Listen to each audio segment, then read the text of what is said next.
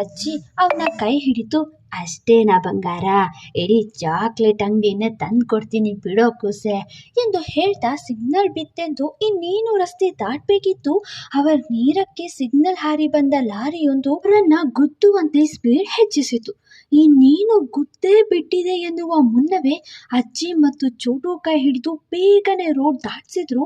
ಅದ್ಯಾರೋ ಹಾಗೆ, idiot, ಕಾಣಿಸಲ್ವೇನೋ, signal ಹಾರಿದ್ದಲ್ದೆ accident ಮಾಡ್ತಾ ಇದ್ರಲ್ವೋ, how negligence ಎಂದವನ ಮಾತು ಕೇಳಿಸಿಕೊಳ್ಳದೆ ಲಾರಿಯವನು ದೂರ ಹೋಗಿದ್ದ.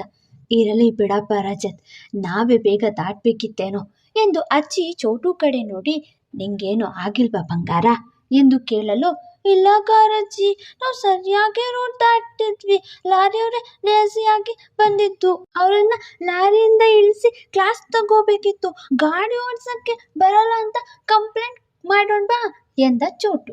ಅವನಿಗೂ ವಿಲಾಸ್ ರೀತಿಯ ಬಲು